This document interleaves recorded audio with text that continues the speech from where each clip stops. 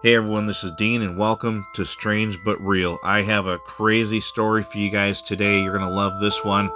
This experience would just send chills down my spine. I would be absolutely terrified if this happened to me. So I'm going to share this one with you guys, and let's jump into today's video.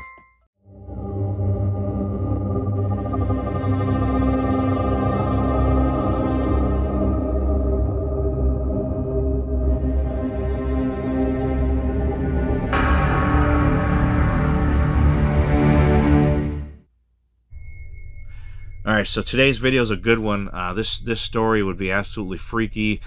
So I want to read this one to you guys. If you've got any kind of similar experience or anything strange, go ahead and email it to me at strangebutrealstories@gmail.com. If you need the link to that, it's in the description of the video and the pinned comment. So let's jump into today's story. My encounter. It happened in Houston. My story leaves me perplexed until this day. In 1978, I was 8 years old, but I still can remember this as if it happened yesterday. We were 1 week into our beginning of the summer break. Me and my brother being 3 years older than I, were so excited that we didn't have to go to bed at 8 o'clock anymore.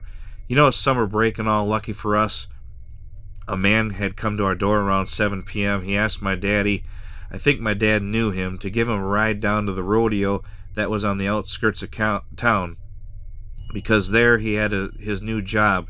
Doing what? I didn't know or care. We begged Daddy to let us come along. We loved riding in the back of the truck, especially at night, and this was a full moon lit night. Reluctantly, Daddy said yes. But on our way back home, after dropping off this man, that is when things got weird. As the truck approached the big pinkish house, now, this house had a huge yard, and a dividing yard was a fence to an even bigger, hilly pasture. Lit by the moonlight, I saw what appeared to be an enormous dog running down a hilly pasture toward the truck. I was so captivated by the size of this dog. Not really a big deal, being that it was 1978 and it was a common place to see dogs chasing vehicles. However, when this dog reached the fence, it leaped over it and landed on all fours, only to rise up on two legs, flawlessly continuing to run like a man in a second, meeting and keying parallel with our truck. Keep in mind, Daddy was driving. I was sitting on the toolbox in the back of the truck near the creature, and my brother was next to me, who was somehow fixated on the opposite side of the road. I was literally paralyzed with fear, only able to close and reopen my eyes and shake my head. This creature was covered with grayish hair from head to toe, appearing to have breasts with black eyes shimmering in the moonlight. Its eye dotted at my oblivious Daddy driving, then at my brother, but then to focus on me. It beckoned me to come with it to its left hand, and then I closed my eyes, shaking my head fiercely in order to wake myself up from this nightmare. The creature, seeing that, as if to say, I am real, without ever leaving the border of the yard, stepped up under the only night light on the entire road.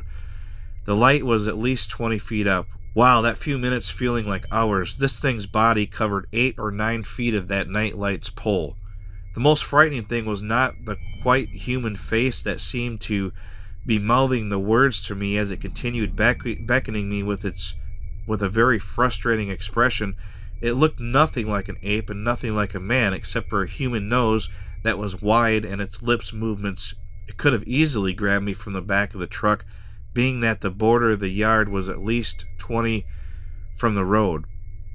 It just continued beckoning until the truck got out of sight. I didn't regain full mobility and speech from being fear-stricken until the truck pulled into our driveway. I told my folks what I saw. Daddy said he didn't see anything. However, my parents, being super religious, knew that I wouldn't be so foolish as to tell them some outlandish lie. They just said it was a spirit and that I needed to pray.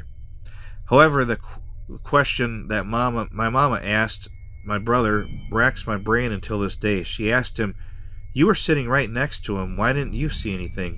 My brother said, "In the field on the opposite side of the road, he was frightened by a giant white African lion chasing the truck. At 8 years old, I had watched a lot of PBS network to know Mississippi, especially Houston, Mississippi, had no African lions. So my question will always be, were there two creatures, and what was this, an ambush?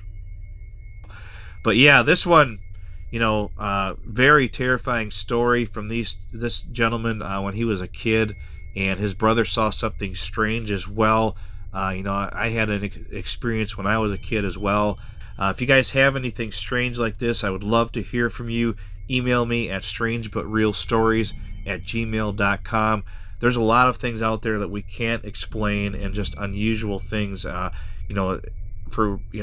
this person's having this experience and then his brother saw something else, what are the chances of both of them seeing something very strange like this on the same night at the same time?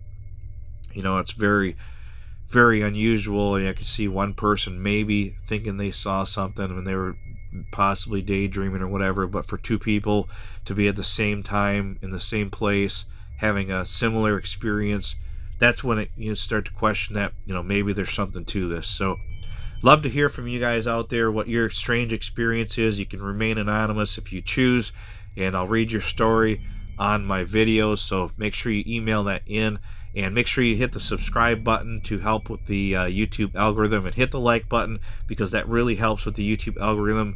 When you like the video, it gets it out to more viewers. I'm trying to get this channel to grow, and by you sharing and subscribing, it really helps do that by kicking in the YouTube algorithm. So let's make this channel grow, and make sure you share and like this video.